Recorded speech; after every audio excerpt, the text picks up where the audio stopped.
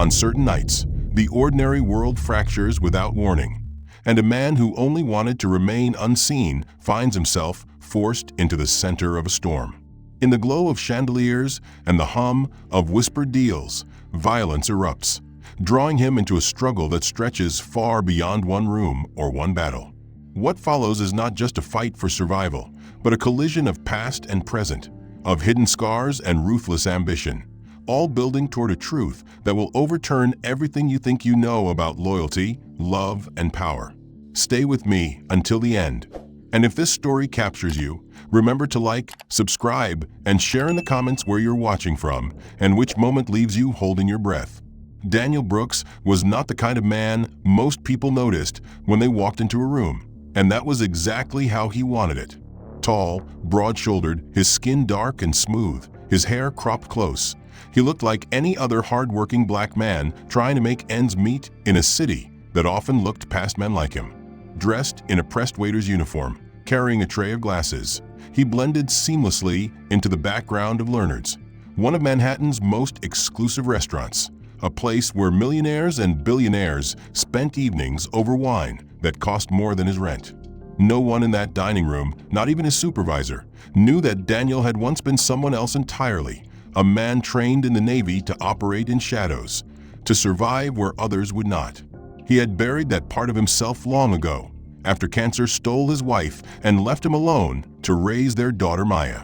His life now revolved around school runs, homework sessions, and bedtime stories. Every plate he carried, every glass he polished, was in service of one thing only: giving his daughter a stable childhood, something safe and ordinary. But that Thursday night, the ordinary shattered. Thomas Whitaker, the white CEO of Whitaker Enterprises, sat at his usual corner table, entertaining Japanese investors with the polished charm of a man used to commanding rooms. At 45, he was wealthy, powerful, and feared, though increasingly lonely. He had enemies, more than most men could count, yet he believed himself untouchable behind the glass walls of Manhattan. He was mid-toast when the first of the three white men struck. The attacker was thick-necked, his face tattooed with a spiderweb that crawled above his collar. He grabbed Thomas by his lapels and yanked him forward, spilling aged whiskey across the linen tablecloth. The second attacker, lean and sharp-eyed, drove his knee toward Thomas's ribs, while the third blocked the exit, scanning the room with the cold calculation of a predator. Screams erupted. Patrons bolted from their seats, heels clattering across the marble floor. An elderly investor crashed to the ground, his glasses sliding away. Chairs tipped, glasses shattered. Waiters froze in fear. The restaurant had become a cage, and Thomas Whitaker was the prey. In that half-second, when fear rippled through the room, Daniel moved. His body reacted before his mind could catch up, instincts buried deep in his bones rising to the surface. He had promised himself never to fight again, never to return to the man he once was, but promises broke when life demanded it. The first attacker never saw Daniel coming. With one smooth motion, Daniel struck the man in the solar plexus with surgical precision. The man gasped, his breath stolen, knees buckling as he collapsed. Daniel followed with a sharp elbow to the temple, ensuring unconsciousness without ending his life. The second attacker swung a wild punch meant to break bone, but Daniel slipped inside the arc.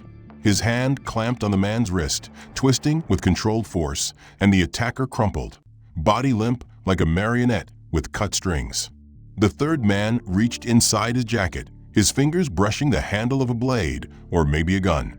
It didn't matter. Daniel swept his leg, knocking him off balance, and simultaneously locked his arm, sending him crashing to the marble floor. His head hit with a thud that silenced the entire room. Suddenly, the chaos stopped.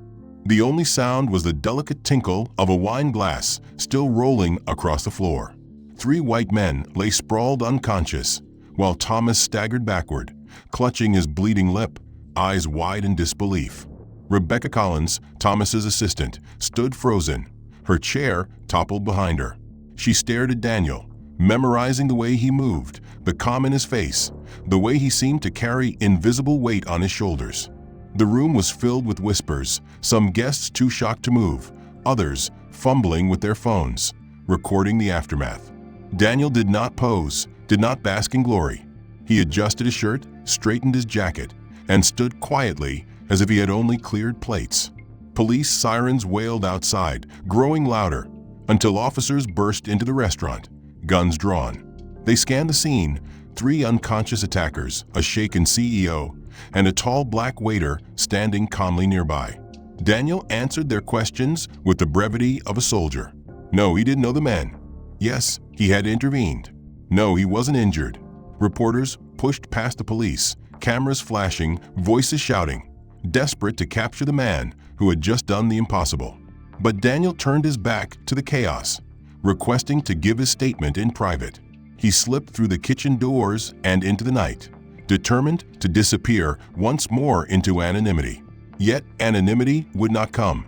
Within hours, grainy footage appeared online, captured by a terrified diner crouched behind an overturned table.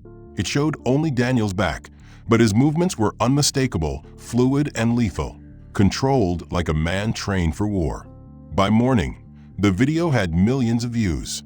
Headlines screamed about the black waiter who fought like a soldier, but Daniel ignored them, focusing instead on getting Maya ready for school. When she returned home that afternoon, her friend had already shown her the video. Maya's wide eyes shone with both confusion and pride as she held up a tablet and asked, "Daddy, is this you?" Daniel crouched to her level, brushing her curls from her face. He admitted it was him, but downplayed it, telling her it was nothing more than helping someone who needed help, like when they carried groceries for their neighbor. She threw her arms around his neck, whispering, "I knew you were a superhero." And though he smiled, something inside him cracked, because he had sworn never to be that man again. Yet here he was, unable to deny it in front of the one person who mattered most. He told himself the incident was behind them, that the police would file their reports, the cameras would find some new story, and life would return to the quiet rhythm he needed. But life had other plans. By the time he dropped Maya at school, he noticed parents whispering, eyes lingering on him longer than usual. On his way to work, he saw a group of teenagers huddled over a phone, replaying the grainy video of him dismantling 3 attackers with frightening efficiency. He pulled his cap lower, hurried inside the restaurant, and tried to disappear into his duties. Yet disappearing was harder now. The staff, who had once overlooked him, now watched with curious awe. His supervisor clapped him on the shoulder, calling him a hero, though Daniel rejected the word. He knew what it meant to be a hero, and it wasn't this. It was messy, brutal, and left scars that never healed. Behind his quiet demeanor was a history that refused to fade. Years earlier, Daniel had worn a uniform most people never saw. He had trained in deserts and jungles, mastered survival in environments meant to break men, and carried out missions that would never appear in newspapers. He had been part of operations where a single mistake meant death, where silence was the only answer, where violence was swift and often permanent. For nearly a decade, he had lived in that shadow world, until the day his wife, Alicia, grew ill. Cancer crept into their lives like an intruder, dismantling everything he thought he controlled. No amount of training or discipline could stop it. He sat helpless by hospital beds, watching the woman he loved fade away, holding her hand as she slipped into silence, leaving him with Maya, who was barely old enough to understand why her mother wouldn't be coming home. Her death was the moment he left the service. He packed his uniforms into a box he never opened again and swore he would never raise his fists except to protect his daughter. He traded combat for dishwashing, foreign battlefields for the back rooms of restaurants. It was not glorious, but it was steady, and steadiness was all he craved. Every choice was measured by what Maya needed: a roof over her head, shoes that fit, notebooks filled with multiplication tables, bedtime stories read in a calm voice even when nightmares of his past threatened to break through. His identity was no longer soldier but father, and he clung to that role with desperate devotion. But now the world was forcing the soldier back into the open. When he picked Maya up from school that afternoon, she rushed into his arms, tablet in hand, eyes wide. "Daddy, they were showing everyone," she said. "You were so fast, like the heroes in movies." He knelt, steadying his voice as he told her it was nothing special, just helping someone who needed help. She hugged him fiercely and in her small voice whispered, "I knew you were a superhero." His heart cracked again because he wanted to be only her father, not a figure of violence. He wanted her to remember laughter and warmth, not the shadow of a man trained to fight. Meanwhile, in a penthouse far above the city, Thomas Whitaker replayed the incident in his mind. He was a man who measured worth in dollars and victories, yet when danger came, it had been a black waiter who saved his life. That reality unsettled him in ways he couldn't quite name. He was used to buying protection, hiring teams, controlling outcomes, but Daniel had acted without price, without hesitation. Thomas tried to rationalize it as instinct, but deep down he knew there was more. His assistant, Rebecca Collins, noticed it too. She had watched Daniel closely in those moments of violence, and she saw not recklessness, but control, not rage, but precision. She sensed a past he carried like a weight, something carved into his very posture. She found herself thinking about him long after they left the restaurant, wondering who he really was beneath the uniform of a waiter. For Daniel, the consequences became clearer with each passing day. Strangers began approaching him in the street, thanking him, shaking his hand, asking questions he refused to answer. A reporter even showed up at his apartment building, camera crew in tow, demanding an interview. Daniel turned them away, shielding Maya from their curiosity. But he knew this attention was dangerous. Attention meant exposure, and exposure meant enemies could find him. He remembered missions where silence had been survival, and he realized silence might not be enough this time. At night, after Maya was asleep, he sat at the small kitchen table with a cup of cold coffee, staring at the box he had never opened. Inside were medals he didn't care about, photographs of men who hadn't come home, and a folded flag from a funeral he never wanted to attend. He thought about Alicia, about the promise he had made to her before she passed, to keep Maya safe, to give her a life far from violence. He wondered if by saving Thomas Whitaker, he had already broken that promise. Yet when he looked in on Maya, curled beneath blankets, dreaming without fear, he knew he would break 1,000 promises if it meant she could keep smiling. She was the kind of woman who could calm a billionaire's temper with a single phrase, who could untangle lawsuits and salvage contracts with quiet efficiency.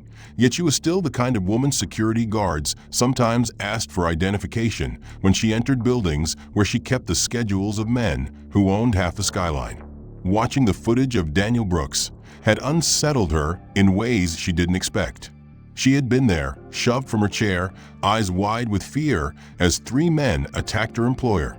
But what she remembered most was not the chaos. It was Daniel's calm. She remembered how he had moved without hesitation, without wasted motion, the way his hands found their targets with clinical precision.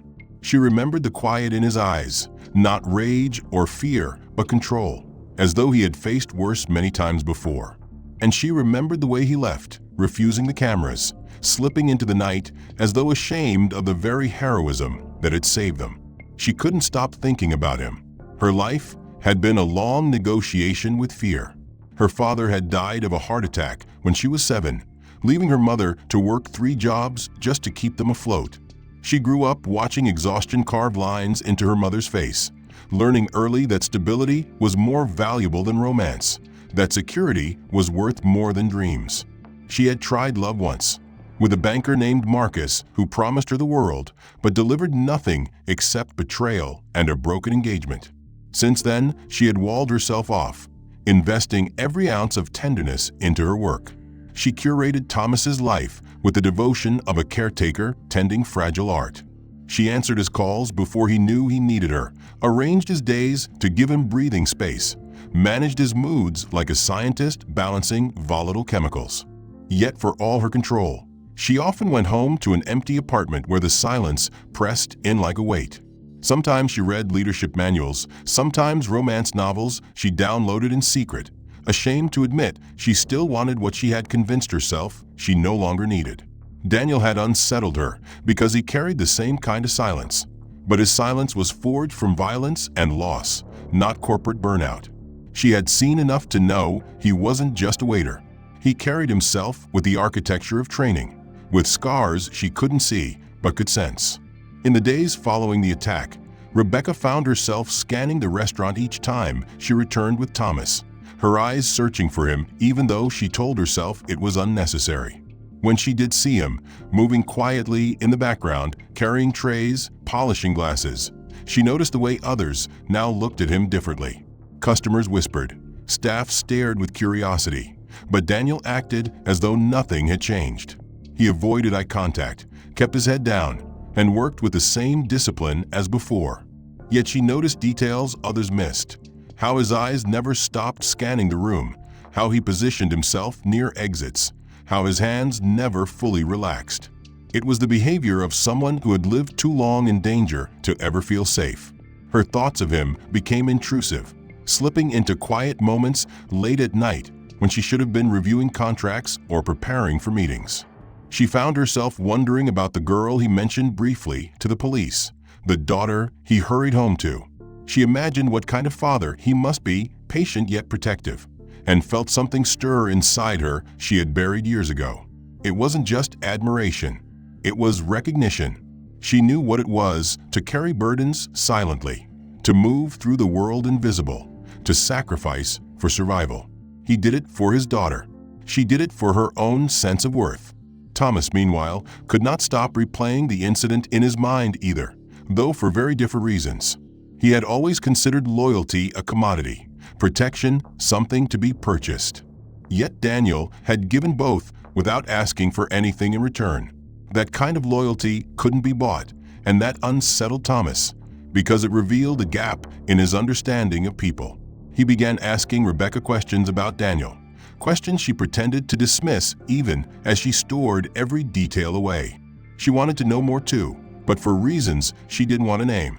The first time she approached Daniel after the incident was 2 days later, in the alley behind the restaurant where he took out trash bags with the quiet efficiency of a man who preferred solitude.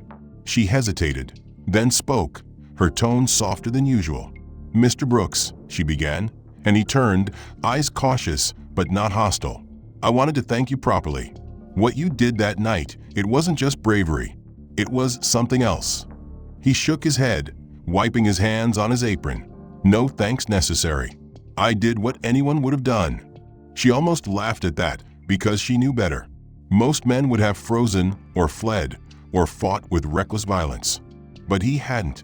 He had acted with the control of someone who knew exactly how much force was needed, and no more. She studied his face, searching for cracks in the mask, but found only weariness. Then a small voice interrupted, and she looked down to see Maya, twisting in the swing set nearby, her curls catching the sunlight. "I'm Maya," the girl announced proudly, "and this is my daddy. He's really strong." Rebecca smiled, and for the first time in years, the expression felt genuine. She introduced herself, her voice warm in a way Daniel hadn't heard from her before. Something passed between them then, unspoken, fragile, but real. He had no interest in stepping into the world of billionaires, no desire to expose himself or Maya to the spotlight of men who moved lives around like chess pieces. Yet he also knew that ignoring a man like Thomas Whitaker could have consequences he could not afford. So he stood in front of the mirror that morning, wearing his only suit, the same one he had worn to his wife's funeral, adjusting the tie with hands that remembered tying knots in combat gear instead of silk. Maya had asked him why he looked so serious, and he had crouched down, smoothing her hair, saying simply that he had to talk to someone important today. She hugged him tightly, reminding him without words that she was the only important one. The office was a world away from the life Daniel knew. Glass walls stretched from floor to ceiling, displaying Manhattan as if the city itself were Thomas's personal kingdom. Chrome fixtures gleamed. Art pieces worth more than Daniel's yearly salary stood on pedestals, and the desk that dominated the center of the room looked large enough to hold a small conference on its own. Thomas paced behind it when Daniel entered, his lips still carrying the faint scar of the night he had nearly lost his life. Rebecca Collins stood off to the side, clipboard in hand, her dark eyes observing every detail with the same sharp focus she had shown in the restaurant. For a moment, Thomas said nothing, letting the silence fill the room, as though waiting for Daniel to feel small. But Daniel didn't fidget, didn't bow under the weight of the CEO's gaze. He had faced generals, insurgents, and death itself. One more rich man with power did not intimidate him. Finally, Thomas spoke. "You saved my life," he said flatly, his voice carrying both gratitude and suspicion. "Men like you don't just appear out of nowhere." "Who are you really?" Daniel replied with the same brevity he had given the police. "I'm a father. I work at a restaurant. That's all you need to know." Thomas narrowed his eyes, clearly unsatisfied. A father doesn't move like that. A father doesn't dismantle 3 armed men in less than 10 seconds. "You have training, and I intend to know why." Daniel shook his head, his tone calm but firm. "What you intend doesn't concern me. What matters is I don't owe you anything. I was in the right place at the right time. That's all." Thomas bristled. Men rarely spoke to him this way. He leaned forward, planting his hands on the desk. "Everyone wants something, Mr. Brooks. Everyone. I can pay you more than you'll ever make polishing glasses. A permanent position, head of security, 6 figures, full benefits, a future for your daughter. You'd never worry again." Daniel's jaw tightened at the mention of his daughter, but his answer came quick and steady. "I'm not interested in your money. I just want to be left alone." Rebecca watched the exchange closely, her gaze flicking between the 2 men. She had seen Thomas intimidate governors and senators, but she saw something new now. Thomas, for once, uncertain. She also saw something in Daniel's face, something like steel wrapped in sorrow. When Thomas pressed further, offering stock options, influence, even a car, Daniel cut him off with a sentence sharp as a blade. "My daughter wants her father home safe every night. That's all I want too." The room grew still. Thomas, unaccustomed to refusal, struggled to process it. He had built his empire by identifying weaknesses and exploiting them. But Daniel's weakness was not exploitable in the way Thomas was used to. Money and power had no weight compared to the quiet love of a little girl. For the first time, Thomas saw a man he could not control, and the realization both irritated and intrigued him. Rebecca, standing silently, absorbed the moment differently. She felt a flicker of recognition deep in her chest. Daniel's words struck her because they reflected her own hidden longing, not for wealth or status, but for something simple, something stable, someone to come home to. She caught Daniel's eyes for just a second as he turned to leave, and in that brief look, she saw the depth of his resolve. Daniel walked out of that office with his head held high, but his stomach twisted. He knew he had drawn a line that a man like Thomas Whitaker was not used to respecting. He wondered whether his refusal would bring trouble, whether Thomas would push harder, dig into his past, or worse, endanger the fragile peace he had built for Maya. Yet as he stepped into the elevator and felt it descend floor by floor, he thought of her smile that morning, of the way she clung to him, and knew he had made the only choice he could. He was not for sale. His life belonged to her, not to any corporation. That evening, as he cooked dinner for Maya in their modest apartment, she asked him about his day. He hesitated, then told her only that he had spoken with someone about work, but he had decided to stay where he was. She grinned, relieved. "Good," she said simply. "I like you being home." Those words, innocent yet powerful, reaffirmed everything. He watched her eat spaghetti with exaggerated slurps, and for a moment, despite the looming storm he sensed on the horizon, he allowed himself to feel at peace. Rebecca, back in her own apartment, could not shake the memory of Daniel's refusal. She thought about his suit, worn but carefully pressed, about the way he spoke with calm certainty, about the love in his voice when he mentioned his daughter. She poured herself a glass of wine and stared at the city lights, thinking of how rare it was to see someone who valued integrity over wealth. She had spent years tethered to a man who valued only profit, but now she had seen another kind of strength, one that stirred something inside her she had tried to forget. Yet even as he fought to pretend the confrontation with Whitaker had been just another moment in a life full of difficult choices, the truth kept seeping in. The viral video still spread, whispered conversations still followed him in the street, and more than anything, the presence of Rebecca Collins lingered in his mind. He had caught her expression when he refused Whitaker's offer, that flicker of recognition in her eyes, as though she understood something most people never would. He told himself he wanted to forget it, but forgetting was harder than he liked to admit. The first time he and Rebecca crossed paths again outside Whitaker's influence was almost laughably ordinary. He was at a discount store, standing in the seasonal aisle with Maya, holding up a ninja costume in one hand and a glittering princess gown in the other, trying to persuade his daughter to choose something less expensive. Maya, stubborn as her father, insisted she wanted both, arguing that a princess could also be a ninja if she trained hard enough. Daniel chuckled quietly, surrendering the argument, when a familiar voice floated from the end of the aisle. "She's not wrong.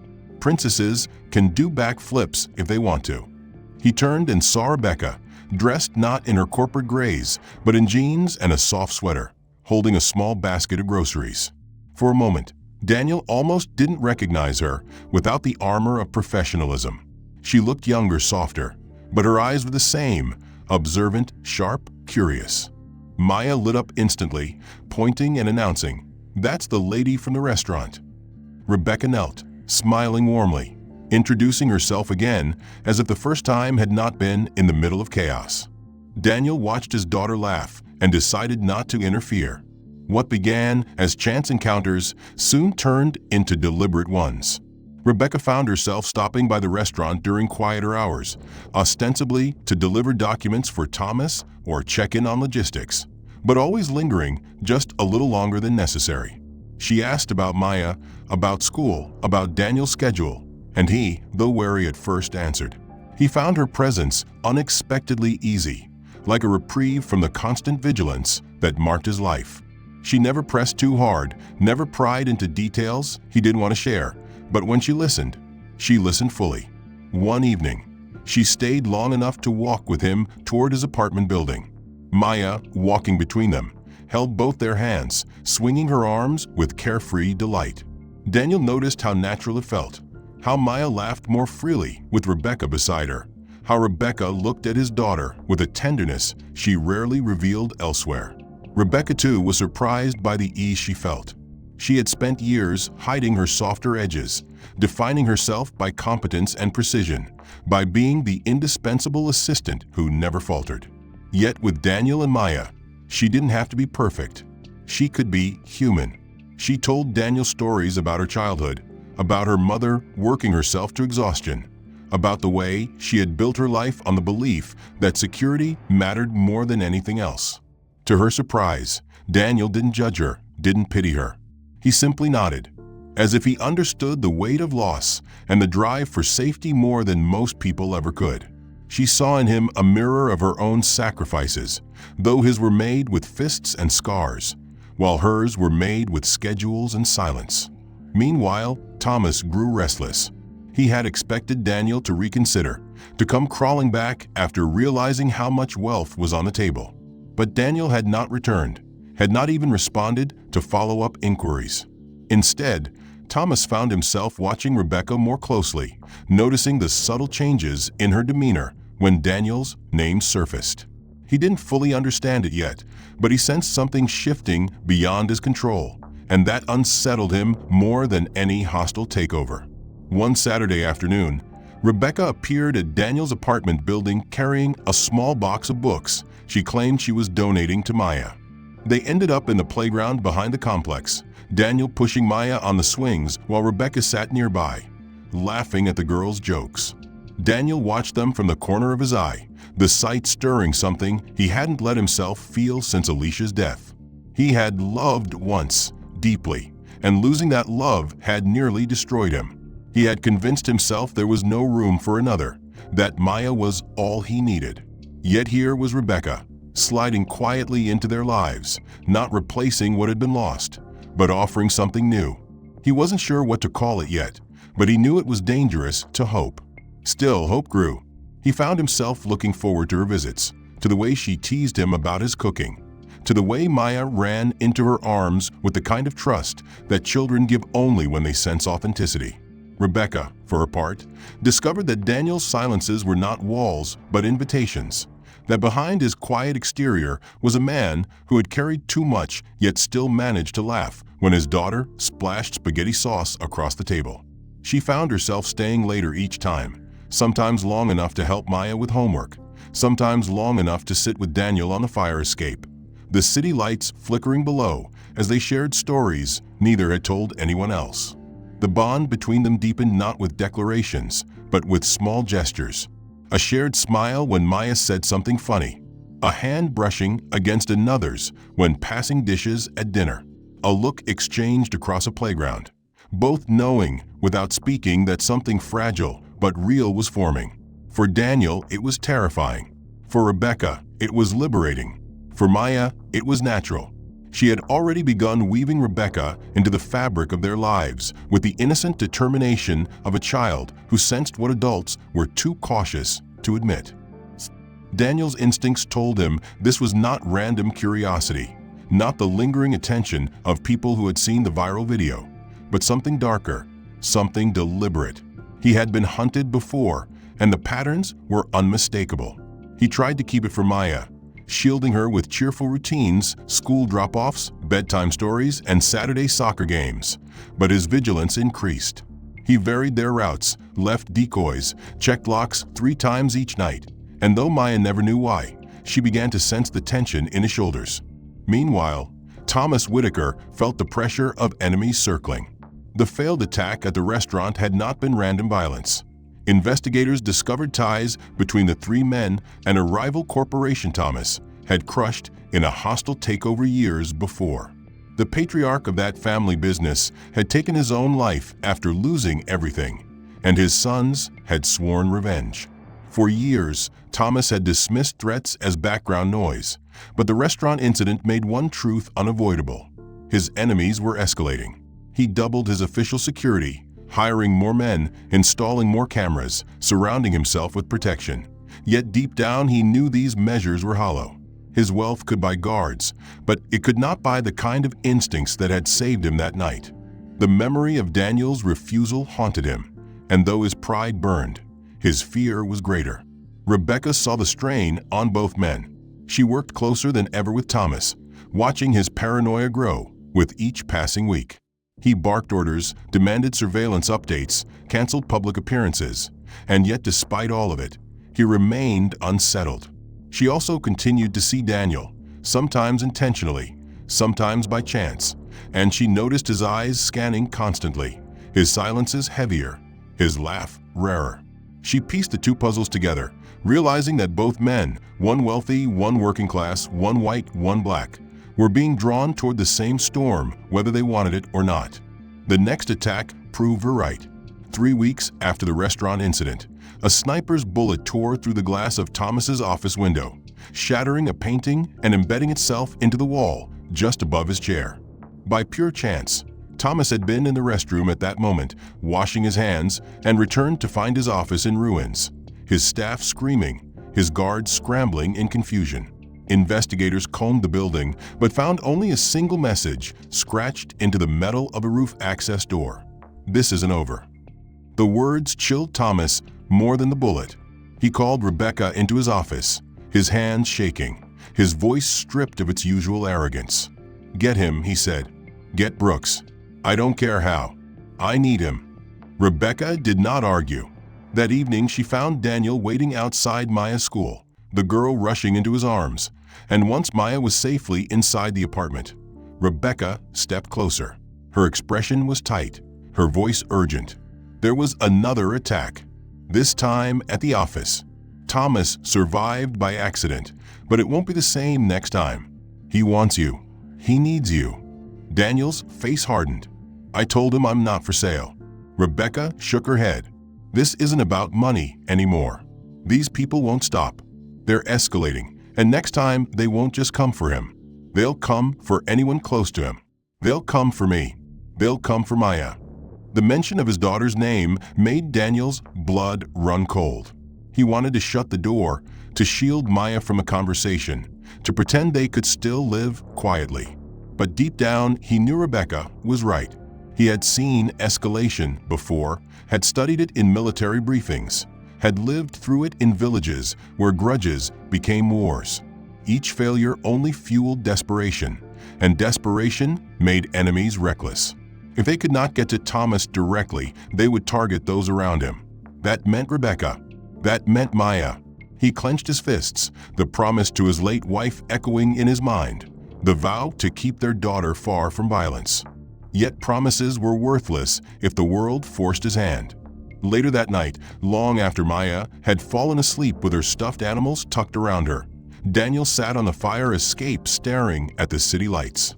Rebecca sat beside him, silent for a long time before she spoke. "You can't keep running from it," she said softly. "You are who you are. You can't erase it, and maybe right now, that's not a curse. Maybe it's the only thing that can keep her safe." He looked at her, seeing in her eyes not manipulation, not ambition, but something raw and honest. She cared about Thomas, yes, but she also cared about him, about Maya. That truth scared him more than any bullet. The call came the next day, not from lawyers or assistants, but from Thomas himself. His voice on the line was stripped of pride, laid bare with desperation. "I need your help," Thomas said. "I can pay," Daniel interrupted, his tone sharp. "It's not about money. If I do this, it's to end it permanently. And you follow my rules, not yours." There was a long silence on the line before Thomas agreed. Daniel's return to the world of shadows was not dramatic. Officially, he was brought in as a consultant to review security protocols, a convenient cover that explained his presence in Thomas's offices and at his meetings. Unofficially, he was the backbone of a plan to not just defend, but to end the cycle of attacks. He walked the halls of Whitaker Enterprises with the same quiet precision he had once walked foreign compounds, noting vulnerabilities others overlooked. In his first day alone, he identified 17 flaws, from predictable travel routes to compromised personnel. He spoke in clipped sentences, presenting his findings without embellishment, as if reading a grocery list, but his eyes told Rebecca more. He was already preparing for war. Rebecca became his ally in ways neither had anticipated. She provided insight into Thomas's routines, the patterns he clung to, the blind spots he ignored. She sat with Daniel in secure conference rooms late into the night, mapping out threats and countermeasures, her meticulous mind meshing unexpectedly with his tactical experience. They learned each other's rhythms. She learned to read the subtle shifts in his expression that marked concern from catastrophe, and he learned that she hummed softly under her breath when stress pressed too hard. Maya, with a child's uncanny intuition, began to ask when the nice lady would visit again, forcing Daniel to admit that Rebecca was no longer just part of Thomas's world, but part of theirs. Still, Daniel knew this was only the beginning.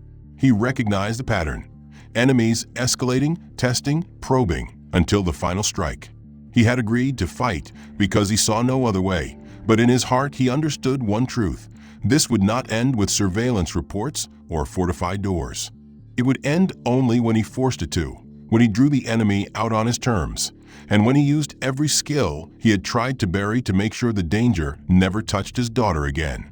He told Thomas and Rebecca the truth one night in the conference room, his voice steady, his hands folded in front of him.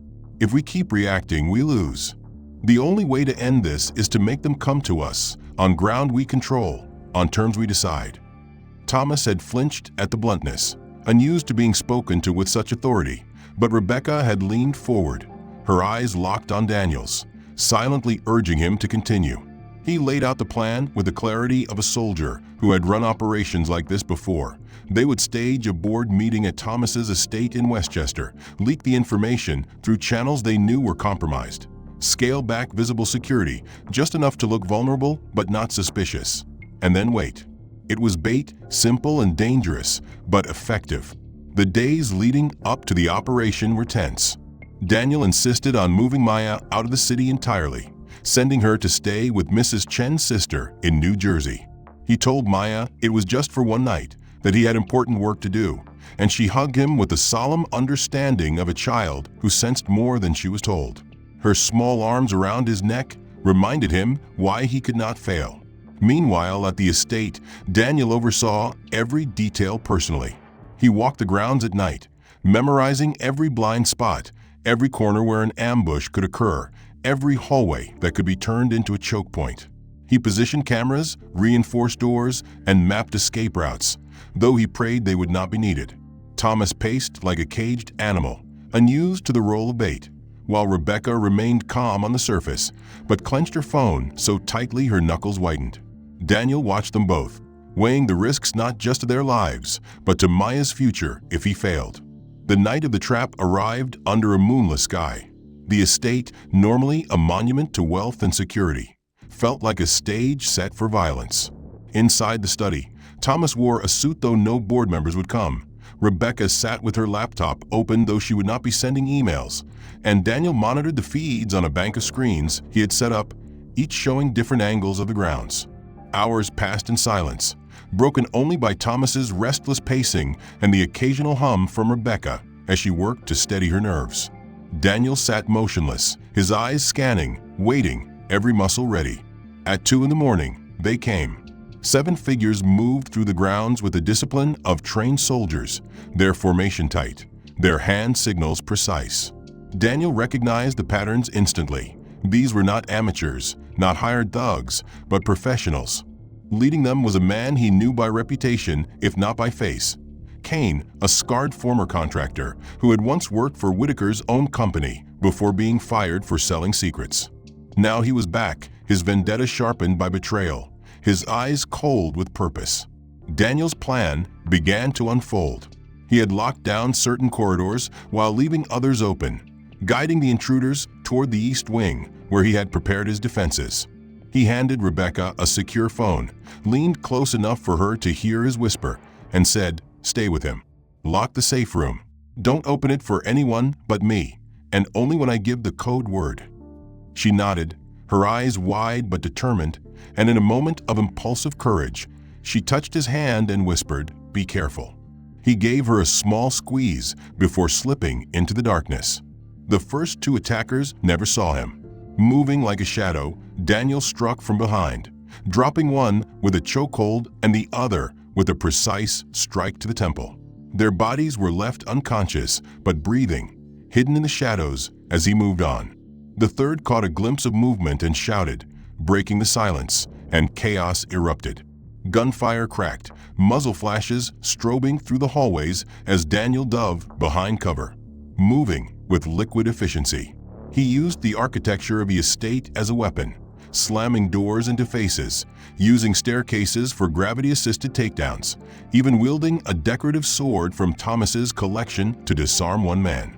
He fought not with rage, but with precision, every move calculated to neutralize without killing, because he had promised Maya he would never return to being the man who took lives unless he had no choice. But Kane was different. Kane moved with experience, with fury, with a kind of personal hatred that made him dangerous in ways money could not buy. They met in the main foyer beneath the glittering chandelier, circling like predators. Kane snarled, his voice thick with rage. "You don't know what he did. He destroyed everything, left good people with nothing."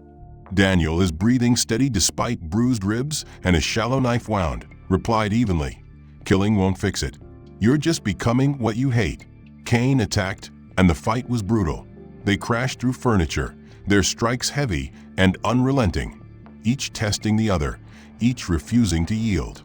Daniel felt old injuries flare, his strength waning, but he thought of Maya, of her smile, of her whispered belief that he was a superhero, and he refused to fall. The battle ended when Kane, exhausted and furious, overextended with a telegraphed haymaker. Daniel saw the opening, seized it, and unleashed a combination that left Kane unconscious on the marble floor. Daniel stood over him, chest heaving, blood seeping from his wounds, but alive. He had ended it without ending a life. That was the victory that mattered most. He returned to the safe room, whispering the code word, and the door opened. Rebecca's eyes immediately scanned his injuries, her hands trembling as she fetched supplies, cleaning wounds with surprising efficiency. Thomas, pale and shaken, called the authorities, his hands still trembling. "You're hurt," Rebecca murmured unnecessarily, her fingers brushing his split knuckles with unexpected tenderness. "I've had worse," he replied, and though it was true, it didn't matter. What mattered was that they were alive, and for the first time, Thomas looked at him not as an employee, not as a tool, but as something else, an equal who had faced death and refused to let it win. By dawn, federal agents had arrived, taking Cain and the others into custody. Evidence uncovered during the raid revealed the conspiracy reached deeper than any of them had guessed, touching Whitaker's own board of directors. The betrayal within his own circle stung Thomas more than the bullets ever could. Yet, amidst the chaos, one truth stood unshakable. Without Daniel's plan, without his skill, none of them would have survived. And as Daniel sat on the steps of the estate, the first light of morning breaking across the horizon, he thought not of victories or enemies defeated, but of Maya in New Jersey, waiting for him to come home. Thomas stood stiffly beside federal agents, his face pale and drawn. Rebecca hovered nearby with quiet efficiency, but Daniel remained separate, sitting on the stone steps with blood drying on his shirt, his mind already calculating what would come next. He knew men like Cain did not operate alone. He knew rival corporations with vendettas had deeper resources than one squad of mercenaries. And he knew that exposing part of a conspiracy often meant the rest of it struck back harder, more desperate, more reckless. The hours following the attack blurred together, a haze of sirens, interrogations, and whispered briefings. Cain, bruised but alive, said nothing under questioning. His eyes filled with hatred whenever they fell on Daniel. His silence was not weakness, but loyalty to something larger, a shadowy network that had funded and trained him. Evidence recovered from his men pointed to offshore accounts, encrypted communications, and supply chains that stretched far beyond the United States. Daniel recognized the hallmarks of professional contractors, men who had once served in armies before selling their skills to the highest bidder. He also recognized something personal. Cain had not just been paid, he had believed in his mission, believed Thomas deserved ruin. And that kind of belief did not vanish with one failed night. Rebecca worked tirelessly, balancing the demands of law enforcement with Thomas's growing paranoia. She saw in Daniel the quiet anchor that kept the storm from consuming them. Each time she looked at him, she was reminded of the way he had moved through the mansion, the precision of his strikes, the way he had shielded both her and Thomas without hesitation.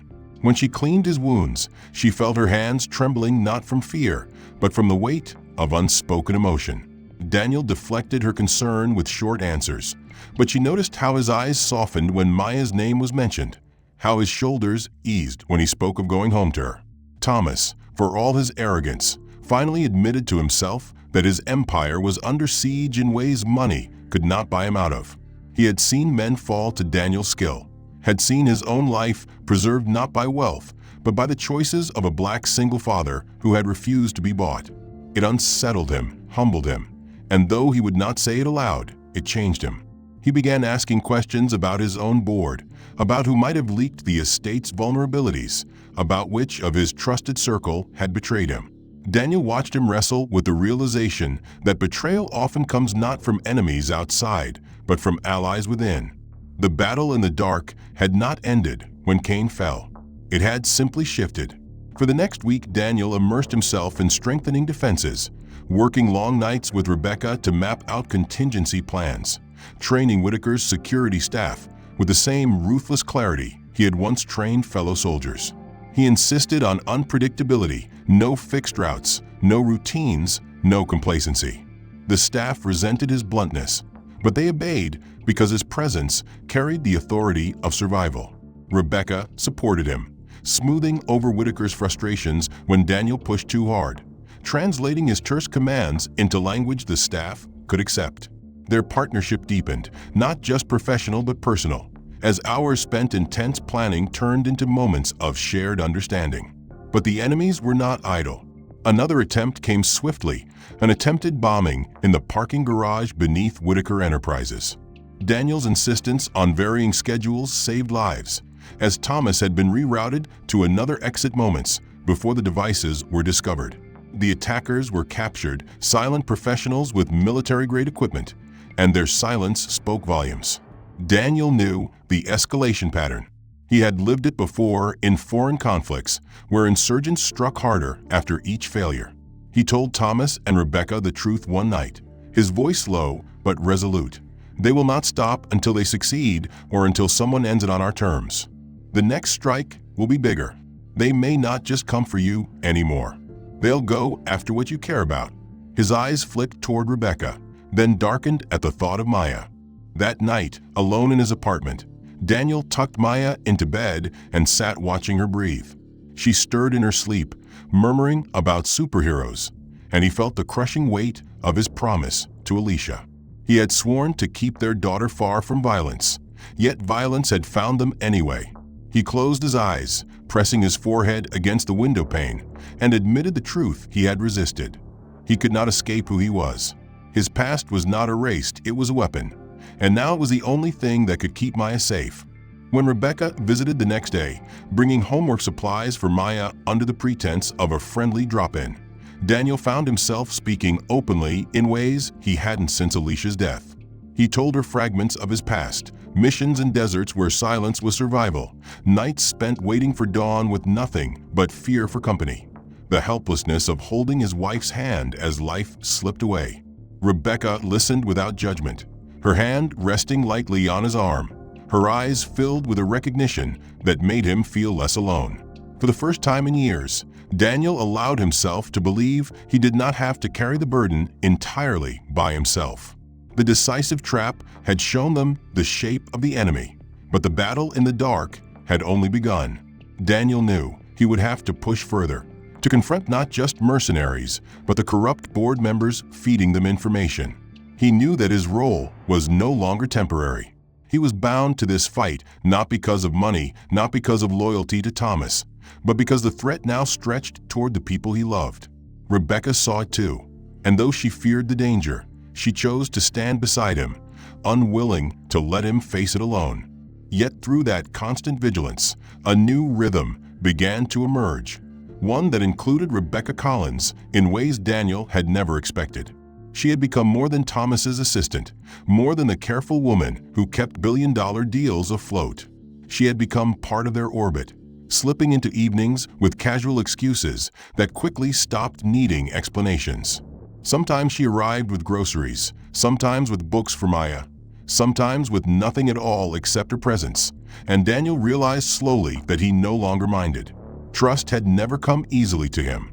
His years in the Navy had taught him that trust could get you killed, that even comrades could falter when fear struck, that promises could crumble in the face of chaos. Losing Alicia had only hardened that truth. He had convinced himself that opening his life to another adult would only end in more loss, more pain, more empty nights.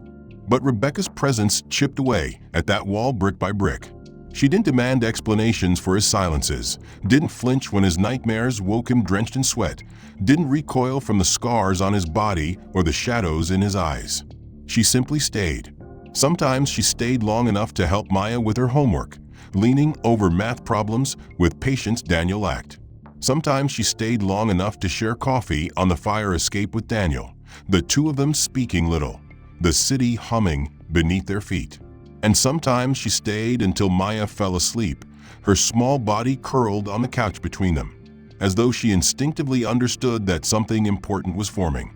Thomas noticed it too.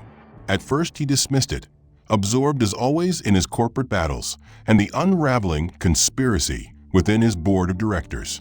The revelation that his own head of security had been feeding information to rivals had left him reeling, though he disguised it beneath layers of fury and calculated vengeance. He fired men he had once trusted, replaced them with Daniel's recommendations, and began to rebuild not just his security, but his understanding of loyalty itself. Yet even as he rebuilt, he watched Daniel, Rebecca, and Maya with a kind of reluctant fascination. He had known only transactional relationships, connections forged in contracts and mergers, but here before him was something different, something free of calculation. He began showing up unannounced at Maya's soccer games, claiming he was in the neighborhood. He started dropping by Daniel's apartment with excuses so transparent they made Rebecca smile. He even began bringing small gifts for Maya, not expensive trinkets, but thoughtful ones, like a set of books about science, because she had mentioned wanting to be an engineer. To his own surprise, Thomas began to feel less like a client protecting his assets, and more like an uncle drawn into a family that had no reason to accept him, but somehow did. The bond grew deeper when Maya herself appointed Rebecca into their lives with the bluntness only a child could wield. One evening, as Daniel prepared dinner, Maya asked Rebecca directly, "Are you going to be around forever or just sometimes?" The question froze the room, Daniel's hands pausing over the stove, Rebecca's cheeks coloring with something she hadn't felt in years. She smiled carefully and said, "That depends if your dad wants me around." Maya turned immediately to Daniel, her eyes wide, waiting.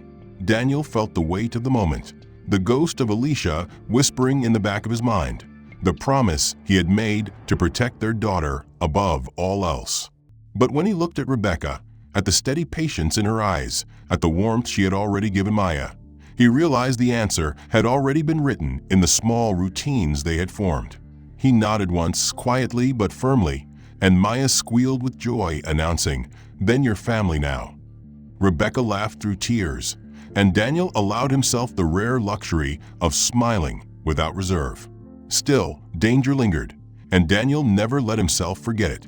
Each time he left the apartment, each time he escorted Thomas to meetings, each time he stood watch in boardrooms or parking garages, he felt the shadow of enemies pressing closer. But what had once been a solitary burden began to feel shared. Rebecca stood beside him during strategy sessions, offering insights into Thomas's world that Daniel could never have seen. She understood the currents of corporate rivalries, the whispers of boardroom politics, and together they mapped vulnerabilities not just in physical security, but in human ambition. Thomas, for all his flaws, began to listen too, his arrogance tempered by survival. The three of them, so different in background and race and experience, formed an unlikely alliance that no one could have predicted. At night, when the city quieted and Maya slept, Daniel sometimes caught himself imagining a future that had seemed impossible only months before. A future where Maya grew up surrounded not just by his protection, but by Rebecca's guidance, where laughter at a dinner table replaced the silence of grief, where trust did not lead to loss, but to healing. He fought those thoughts at first, fearing them, but eventually he let them linger, recognizing that hope was not weakness, but strength. Hope kept him moving forward. Hope was what Maya saw every time she looked at Rebecca. The decisive moment came one Saturday when Maya, with all the solemnity of a diplomat, asked Rebecca to join them for dinner and declared that she would be the one to set the table. Rebecca arrived with brownies she had baked herself, and the evening unfolded with laughter, stories, and a warmth that filled the small apartment. After Maya had fallen asleep, Daniel and Rebecca sat on the fire escape again, the cool air wrapping around them. Daniel turned to her, his voice quiet but firm. "You know this life isn't easy. You've seen what follows me. If you stay knowing that." Rebecca met his gaze without hesitation. "I know, and I'm still here." For the first time in years, Daniel believed her. The months that followed were unlike anything Daniel Brooks had imagined when he first stepped into the shadows of Leonard's restaurant. The danger that had once hung over their lives like a storm cloud slowly receded as investigations widened and arrests multiplied. Federal agents dismantled the networks behind Kane's mercenaries, exposed corrupt members within Thomas Whitaker's board, and secured convictions that shook the corporate world. For the first time in years, Thomas began to walk into boardrooms without fear, not because his enemies were gone, but because he had learned to surround himself with people who valued loyalty over profit. Rebecca Collins remained his anchor at work, but even more than that, she became a steady presence in Daniel and Maya's life. What had started as cautious visits turned into traditions. Saturday mornings at the farmer's market, Sunday afternoons at the park, weekday evenings filled with homework and laughter. Maya thrived in the new rhythm, her once quiet drawings now filled with bright colors and smiling faces, her confidence blooming under the combined care of her father and Rebecca. Daniel found himself caught between two worlds, the disciplined soldier he had been and the father he wanted to be. But slowly those worlds stopped clashing and began to merge. He accepted a position at a local community center teaching self-defense classes, a job that allowed him to use his skills without returning to the violence he had promised to leave behind.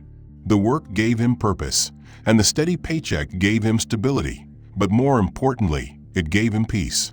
Each time he taught a teenager how to break free from a hold or a single mother how to defend herself on a dark street, He felt as though he was repaying some of the debts he carried, giving others the chance to survive without the cost he had paid. At night, when Maya asked him if he still thought of himself as a superhero, he would smile and tell her no, but that he was proud to teach other people how to be their own heroes. Thomas, for all his wealth and power, found himself transformed as well.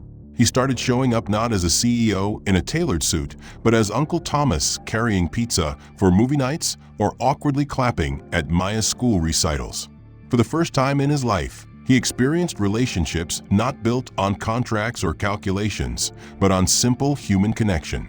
He found himself protective of Maya in a way that startled him, cheering her on at soccer games, scolding Daniel for letting her stay up too late, even helping her with science projects. Rebecca teased him that he had finally discovered what it meant to have a family, and though he rolled his eyes, he never disagreed. The man who once commanded boardrooms with arrogance now laughed at children's jokes and cried quietly when Maya drew him into a family portrait. For Rebecca, the transformation was quieter, but just as profound. She discovered that her worth did not rest solely on being indispensable to a man like Thomas, that her value was not measured in hours worked or crises averted. With Daniel and Maya, she found herself wanted, not just needed. She learned to let go of the perfection she had built around herself, to burn dinners and laugh about it, to sit cross-legged on the floor reading bedtime stories, to hum while she washed dishes in a kitchen far too small for three, but filled with more warmth than any apartment she had ever known. She still worked with Thomas, but she no longer defined herself by his approval. Her center had shifted, and it was now the little family she had joined almost by accident, but stayed with by choice. The years slipped by in a rhythm of ordinary magic. Birthdays were celebrated with too much cake, holidays filled with mismatched decorations, weekends spent between soccer games and museum visits. Daniel and Rebecca married in a small ceremony at the Botanical Gardens, where Maya had once tugged Rebecca's hand and announced she was part of the family. Maya, now older, served proudly as flower girl, maid of honor, and ring bearer all at once, laughing with a joy that lit up the day. Thomas gave Rebecca away, his eyes suspiciously red, while Mrs. Chun cried openly in the front row. The vows were simple but powerful. Daniel spoke of finding light in unexpected places. Rebecca spoke of learning that home was not a place but people. And together they promised to protect the fragile, beautiful life they had built. As the years stretched into a decade, Maya grew into a young woman who carried the strength of her father, the intelligence of Rebecca, and the kindness of her late mother, whose presence still lingered in small gestures and remembered lullabies. She excelled in school, dreamed of becoming an engineer, and carried herself with a quiet confidence of someone who had always known she was loved. Daniel and Rebecca watched her grow with pride, marveling at the miracle of survival turned into hope, of broken pieces remade into something whole. The final confrontation with their past came not through violence, but through choice. When Daniel was offered a lucrative private security job overseas, the kind of work that would pay for anything Maya could ever want, he refused without hesitation. "My daughter doesn't need me rich," he told the recruiter. "She needs me here." The words were simple, but they were the culmination of his journey, from soldier to widower, from shadow to protector, from survivor to father. He had once believed strength was measured in what he could destroy. Now he understood that true strength was in what he could protect, what he could nurture, what he could love. The story closed not with the thunder of violence, but with the quiet hum of life. One evening years later, Daniel stood at the stove cooking dinner while Rebecca set the table and Maya, now a teenager, teased them both about their taste in music. Thomas sat in the corner, grumbling about his age, but smiling all the same. Outside, the city roared, indifferent as always, but inside the apartment, the light was warm, the laughter real, and the family complete. The end. If you followed this story to the end, I'd love to hear what you think. Did the twist surprise you, or did you see them coming? Which moment hit you the hardest? The ambush at the restaurant, the trap at the estate, or the quiet evenings where Daniel slowly built a new family? Let me know down in the comments, and also share where in the world you're watching from. Your perspective makes these stories richer. And if you enjoyed this journey, please take a second to like the video and subscribe to the channel. It helps us keep bringing you stories full of suspense, heart, and meaning, and it makes sure you never miss the next one.